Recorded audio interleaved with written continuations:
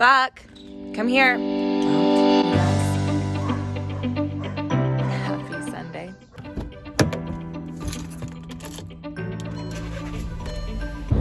Well, folks, it's really been a hot minute since I have done any sort of vlog style video, so we'll see how this goes today. But I'm having myself just a unique little Sunday. I'm heading to church for the 8 a.m. service all by myself. And then I'm going to head to a hair appointment. So I got up early this morning and got to church without Elijah because his cousin asked to meet up for a coffee. Also, hair's priority. So first service it is, folks. First service it is. I'm just so excited to get this. You know when you have those weekends where you're just like, or not weekends, but you get your hair done and you literally feel like a different person when you leave, and you're like, why don't I feel like this every day? Like, why doesn't my hair look like this every day of the week? Okay, well, thanks for the ramble. Let's go to church.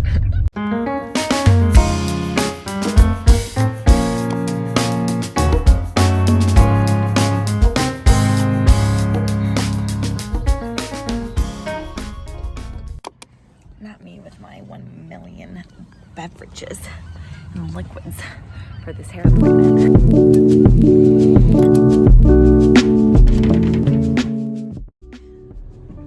I know. It's the moment you've all been waiting for. The new bright hair. Yeah, loving it. Thanks, Brett. See you next time. Okay, so now we're off to finish a little project your girl's been working on. I am refurbishing a dresser. I've become a little project homemaker recently. So you guys, primed this thing yesterday. We're gonna go paint it today. Okay guys, we are about to take on this little painting project. As I put away a few items in the kitchen and get going outside. You're about to see, I'm not actually quite the expert. Consider this really your average Joe's DIY project. Truthfully, this is the deal. I could go out and I could buy brand new furniture to fill this home, because the truth is we moved in like how many months ago? Like 5 months ago, and I still have not turned this house to anything close to what I'm like imagining it to be, mainly because like we still have a life and I have decision fatigue. You know when you're like making so many decisions, you're buying so many new things, you're kind of just like over it. And so a few weeks ago, Elijah was like, what if you had $2,000 and you could do whatever you want with that? You could buy one piece of furniture, you could buy 100 different pieces of furniture off Facebook Marketplace, and you could just decide, like, this is what I want to invest this money in. Would you then start to like turn this house into something, you know? Like, it was a little bit just like, I'm stuck here, you know? I'm a bit stuck in this process.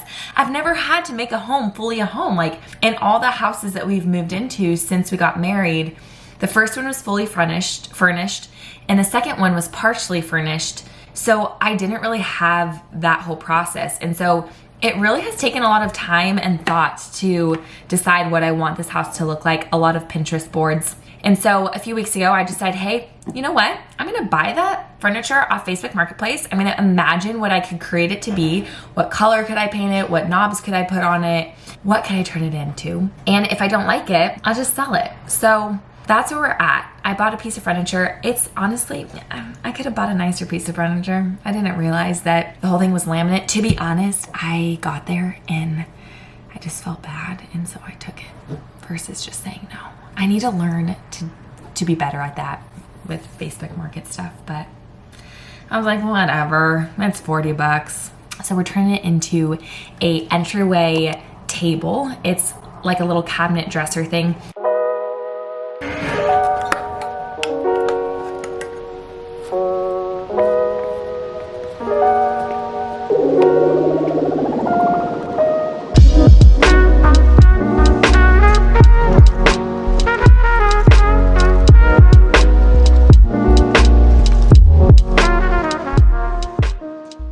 Okay, there's only been one little mishap, which I think I have a solution for.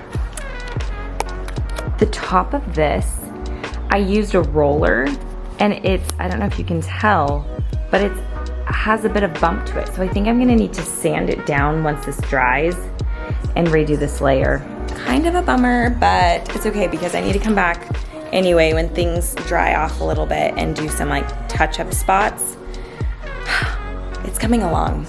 I just always wonder if it's worth the amount of time it takes to pull off a project like this, you know?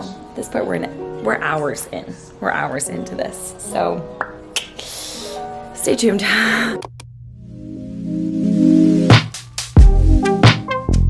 Here's the deal, folks. I just finished the hottest, sweatiest class, and I'm just gonna tidy up a little bit. I often find myself sweeping this floor, so I'm gonna do that. I have so much flipping laundry to fold, so probably gonna fold some laundry.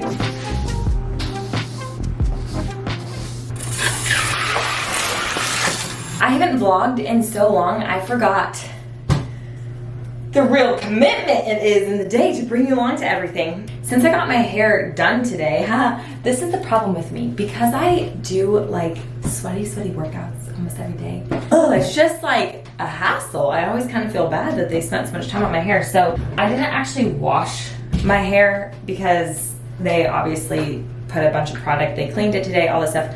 I just rinsed it off in the shower. I'm gonna spray it with some BioSilk spray. And then I asked my hairdresser today, I was like, you know what? I really feel like I need to up my curl game. Like, I naturally have really curly hair, but I just feel like it falls a little flat in Redding. Like, my curls are not super defined. So I was telling her, like, I was explaining this current hair routine that I'm showing you, where I put just like leave-in conditioner in, and then as it's drying, I put in this product by Bedhead that I've used since I was like 13 years old. It's probably not even that great of product, called Curls Rock. But then she said, she was like, you know what, you should also put in a mousse because you have a lot of hydrating products and you're probably needing something to grip your curls to help define them. Okay, so we're gonna finish up this little routine.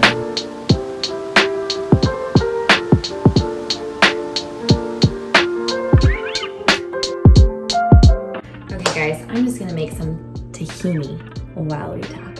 Been enjoying just dipping my little carrots and veggies in my tahini dip. Life, you guys, life recently. You ever just have those moments, those seasons in life when you're like, gosh, things just feel hectic, yet like what's really hectic about it, you know? Like, is it that we have like a lot going on or not a lot going on? I think a few videos back, I made a video while Elijah was still in Ukraine and Turkey, and was just talking through the challenges, honestly, of him being gone and like the transition in his current job and potentially transitioning within his role, the Crisis Global Response organization that he works for, and how it was just like, I don't know, it was like triggering things inside of me and challenging me in a lot of ways. And I just felt like I was in this like fog. Like I was just like living in this fog where I couldn't see what the future held. And I don't know, I feel like I normally live with like a lot of conviction and a lot of drive for what I'm going after and what I'm doing.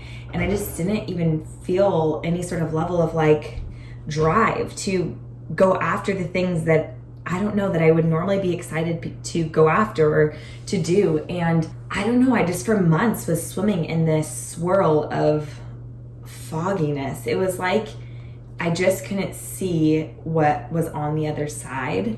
And I would lean into that verse that I shared, like in Isaiah 55, like his ways are not my ways, his thoughts are not my thoughts, his perspective is higher than my perspective, and just choose into like, okay, I'm gonna trust that even when I can't see what you're doing and how this is all gonna work out and how potentially, I don't know, like my dreams will come to fruition or my destiny will happen or I'll actually finally see my call play out. I'm just gonna hold on to faith and trust that you're a good father. Like, you know when it's gonna be the right time for me to step into stuff.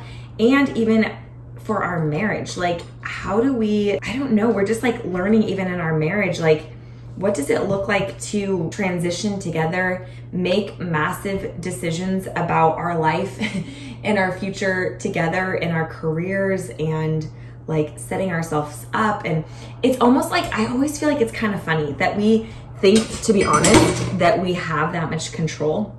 Because truthfully, I'm doing all this work and I'm like, the Lord could call me to move to a different country tomorrow. And if I knew that he was calling me and asking me to go, I would hands down go. Like, if that's what I knew the Lord had for us in this season, and yet there's this real thing and real tension in marriage where when you, even if you feel called, if your husband or your wife doesn't feel that same decision is actually going to be right for you guys, it's challenging, right? Because the truth is, like, sure, you might feel called to go to Africa, but if your marriage at home is struggling, then what's the point? Like, I think that this might be an extreme statement, but I think that God cares about our relationships and our marriages more than our calls. Like, I just think about when he made